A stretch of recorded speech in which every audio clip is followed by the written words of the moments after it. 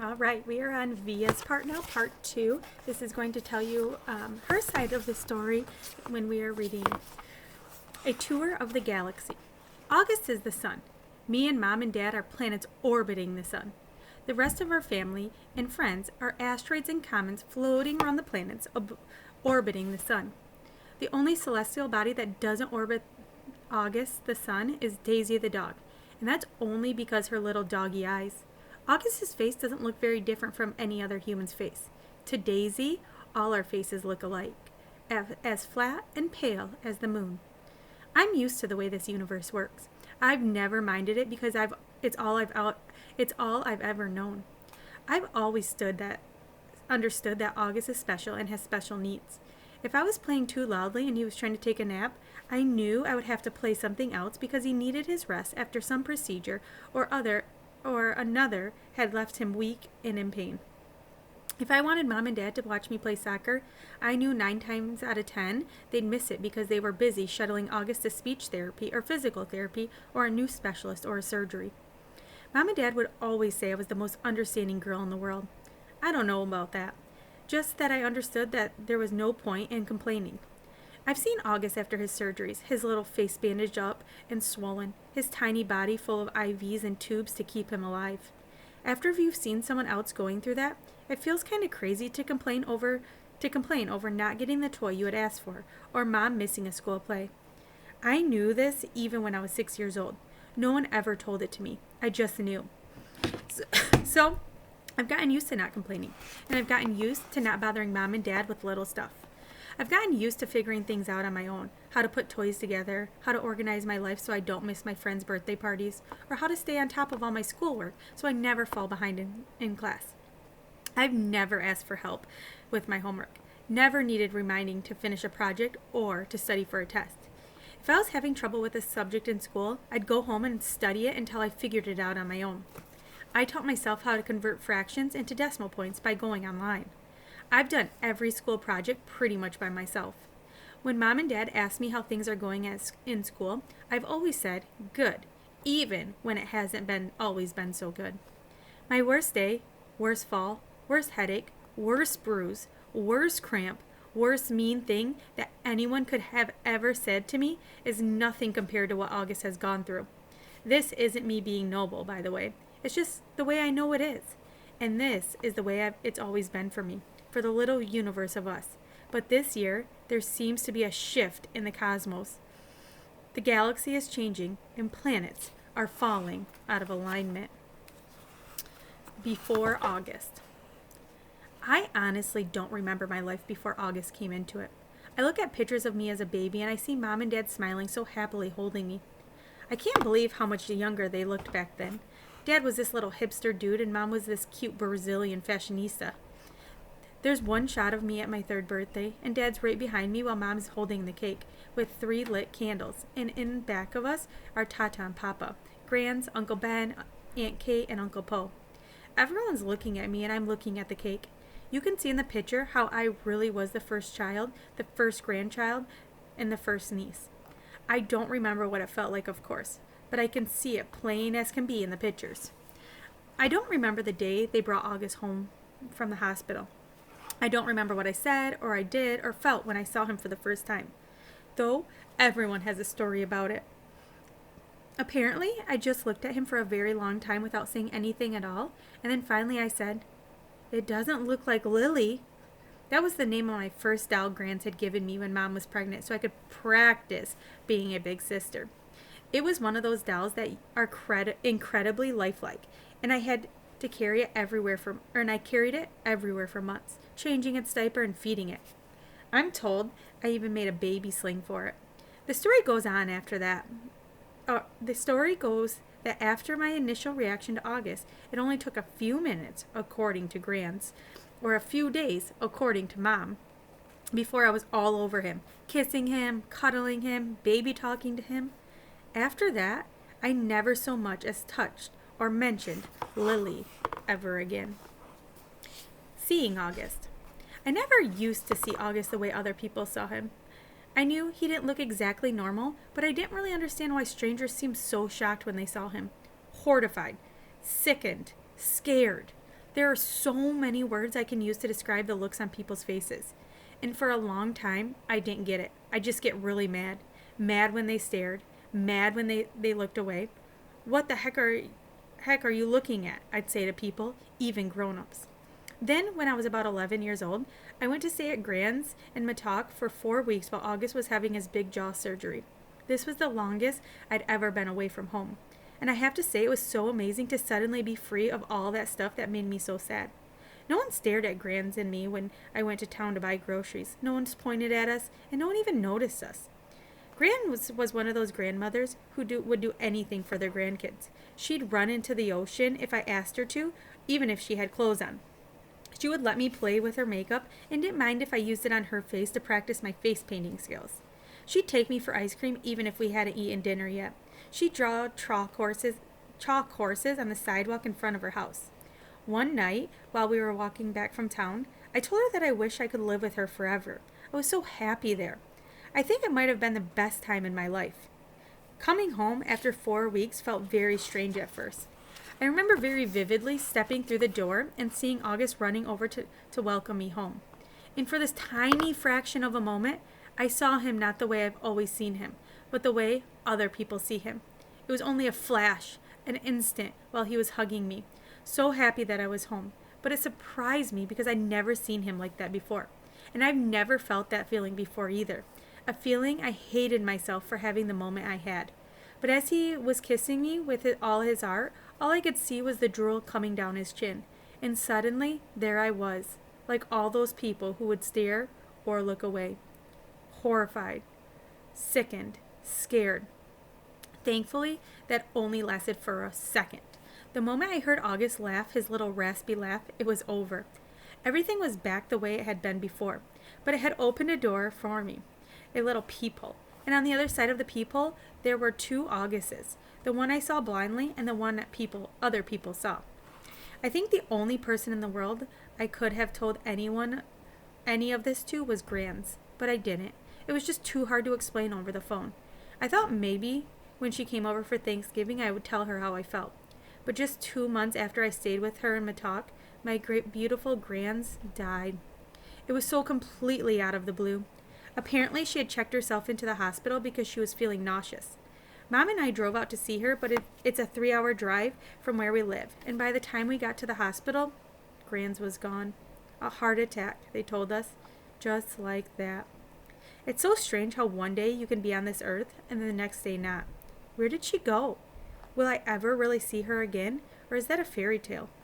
You see movies or TV shows where people receive horrible news in hospitals, but for us, with all our many trips to the hospital with August, there had always been good outcomes. What I remember the most from the day Grans died is Mom literally crumpling up on the floor to the floor and slow heaving sobs, holding her stomach like someone had just punched her. I've never ever seen Mom like that. Never heard sounds like that come out of her. Even through all of August's surgeries, Mom always put on a brave face. On the last day in Mattock, Grans and I had watched the sun set on the beach. We'd taken a blanket to sit on, but it had gotten chilly, so we wrapped it around us and we cuddled and talked until there wasn't even a sliver of sun left over the ocean. And then Grans told me she had a secret to tell me. She loved me more than anyone else in the world.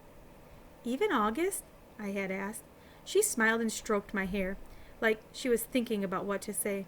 I love Augie very, very much, she said softly. I can still remember her Portuguese accent, the way she rolled her R's. But he has many angels looking out for him already, Via, and I want you to know that you have me looking out for you. Okay? I want you to know that you are you are number 1 for me. You are my... She looked out at the ocean and spread her hands out like she was trying to smooth out the waves. You are my everything. You understand me, Via? Tu es mu todo. I understood her, and I knew why she said it was a secret. Grandmothers aren't supposed to have favorites. Everyone knows that. But after she died, I held on to that secret and let it cover me like a blanket. August through a peephole. His eyes are about an inch below where they should be on his face, almost halfway down to his cheeks. They slant downward at an extreme angle, almost like diagonal slits that someone cut into his face. And the left one is noticeably lower than the right one. They bulge outward because his eye cavities are too shallow to accommodate them. The top eyelids are always halfway closed, like he's on the verge of sleeping. The lower eyelids sag so much they almost look like a piece of invisible string is pulling on them downward. You can see the red part on the inside like they're almost inside out. He doesn't have eyebrows or eyelashes. His nose is disproportionately big for his face and kind of fleshy. His head is pinched in on the sides where his ears should be, like someone used giant pliers and crushed the middle part of his face. He doesn't have cheekbones. There are deep creases running down both sides of his nose to his mouth, which give him a waxy appearance. Sometimes people assume he's been burned in a fire. His features look like they've been melted, like the drippings on the side of a candle. Several surgeries to help correct his lip have left a few scars around his mouth. The most noticeable one being a jagged gash running from the middle of his upper lip to his nose. His teeth are small and splay out. He has a severe overbite and an extremely undersized jawbone. He has a very small chin. When he was little, before a piece of his hip bone was surgically implanted into his lower jaw, he had no chin at all. His tongue would just hang out of his mouth with nothing underneath to block it. Thankfully, it's better now.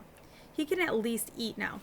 When he was younger, he had a feeding tube, and he can talk, and he's learned to keep his tongue inside his mouth, though that took him several years to master.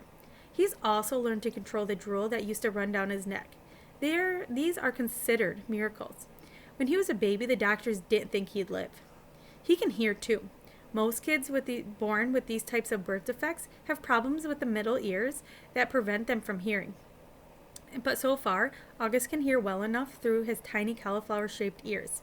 The doctors think eventually he'll need to wear hearing aids, though. August hates the thought of this. He thinks his hearing aids will get noticed too much. I don't tell him that the hearing aids would be the least of his problems, of course, because I'm sure he knows this.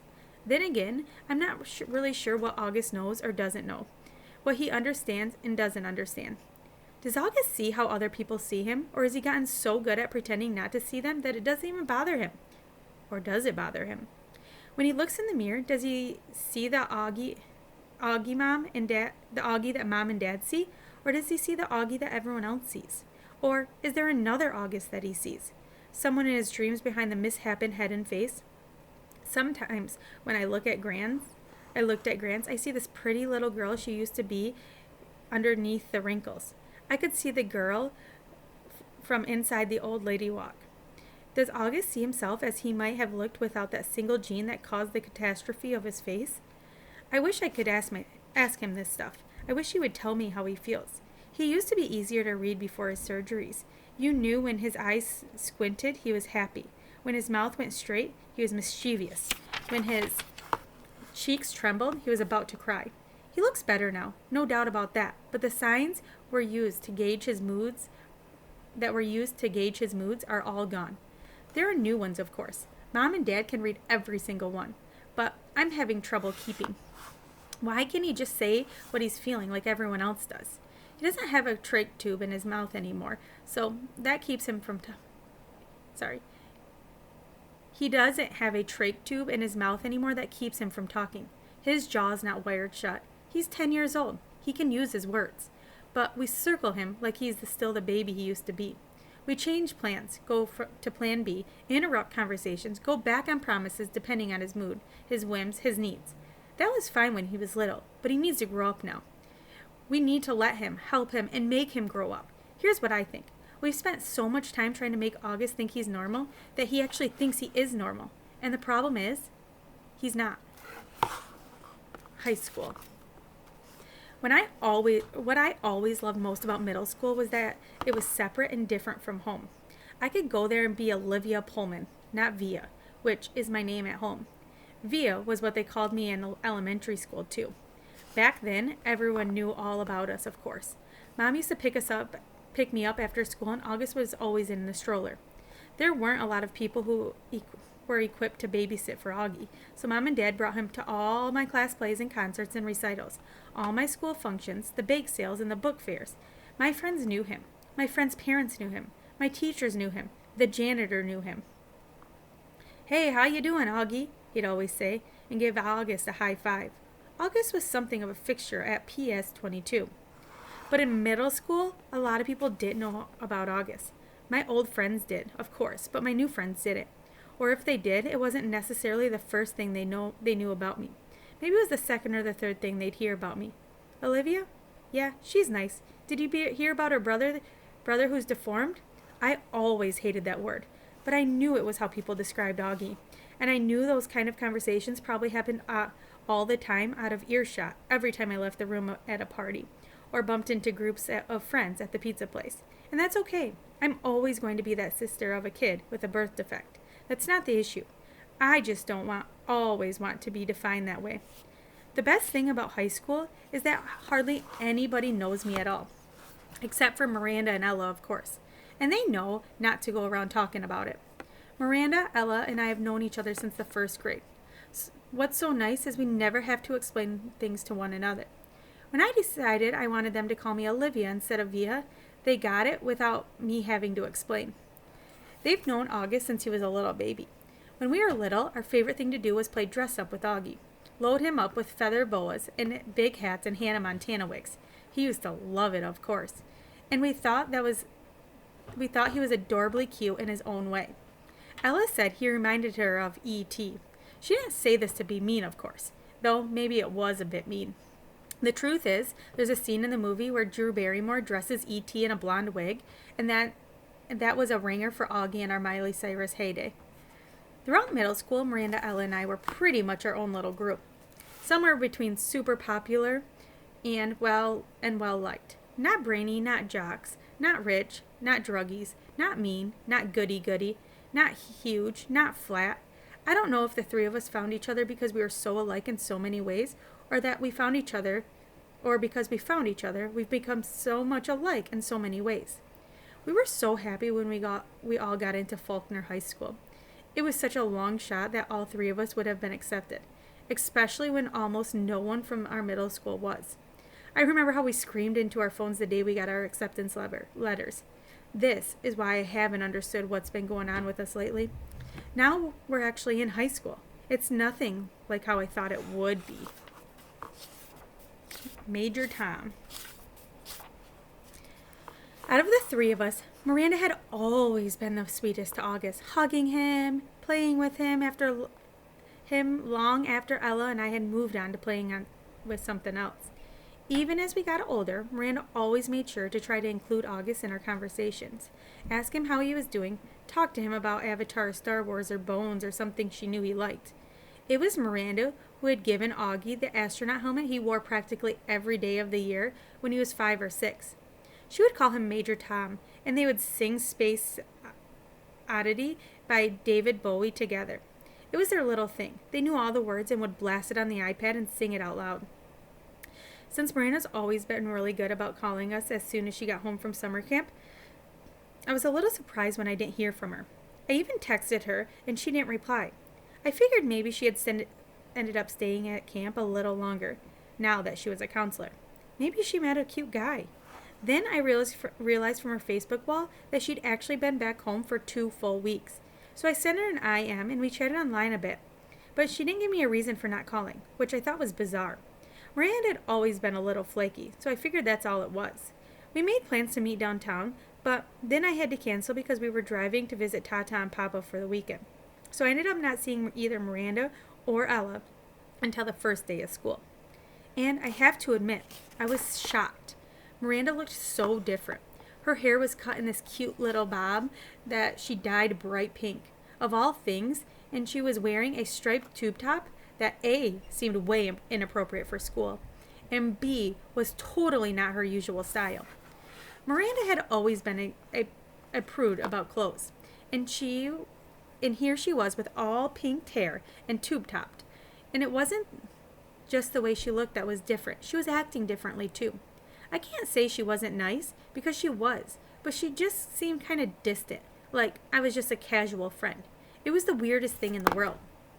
At lunchtime, the three of us sat together like we used to, but the dynamics had shifted. It was obvious to me that Ella and Miranda had gotten together a few times during the summer without me, though they actually never said it. I pretended not to be upset at all while we talked, though I could feel my face getting hot and my smile being fake. Although Ella wasn't as over the top as Miranda, I noticed a change in her usual style too. It's like they talked to each other beforehand about redoing their image at the new school, but hadn't bothered to clue me in. I admit, I had always thought I was above the kind of typical teenager pettiness, but I felt a lump in my throat throughout lunch. My voice quivered as I said, "See you later," when the bell rang. After school. "I hear we're driving you home today." It was Miranda in 8th period. She had just sat down at the desk right behind me. I had forgotten that Mom had called Miranda's mother the night before to ask if she could drive me home from school. "You don't have to," I answered instinctively, casually. "My mom can pick me up." I thought she had to pick up Augie or something. "No, it turns out she can pick me up afterward. She just texted me. Not a problem." "Oh, okay. Thanks." It was all a lie on my part, but I couldn't cease sitting in a car with the new Miranda. After school, I ducked into the restroom to avoid bumping into Miranda's mother outside. Half-hour later, I walked outside of the school, ran the 3 blocks to the bus stop, hopped onto M86 to Central Park West, and took the subway home. "Hey there, sweetie," Mom said the moment I stepped through the door. "How was your first day? I was starting to wonder where you guys were." "We stopped for pizza." Incredible how easily a lie can slip through your lips. "Is Miranda not with you?" She seemed a little surprised that Miranda wasn't right behind me. "She went straight home. We have a lot of homework." "On your first day?" "Yes, on her first day," I yelled, which completely surprised Mom. But before she could say anything, I said, "School is fine. It's really big, though. The kids seem nice." I wanted to give her enough information so she wouldn't feel the need to ask me any more. "How was August's first day?" Mom hesitated, her eyebrows still high up on her forehead when I'd snapped at her a second earlier. "Okay," she said slowly, like she was letting out a breath. "What do you mean, okay?" I said. "Was it good, or was it bad?" He said it was good. "So why do you think it wasn't good?" "I didn't say it wasn't good. Geez, Via, what's up with you?" "Just forget I asked anything at all," I answered and stormed dramatically into Augie's room and slammed the door. He was on his PlayStation and didn't even look up. I hated how zombified his video games made him. "So, how was school?" I said, scooching Daisy over so I could sit on his bed next to him. "Fine," he answered, still not looking up from his game. "Augie, I'm talking to you." I pulled the PlayStation out of his hands. "Hey," he said angrily. "How was school?" "I said fine," he yelled back, grabbing the PlayStation back from me. "Were people nice to you?" "Yes." "No one was mean?" He put the PlayStation down and looked up at me as if I had just asked the dumbest question in the world. "Why would people be mean?" he said. It was the first time in his life that I heard him be sarcastic like that. I didn't think he had it in him. The Padawan bites the dust.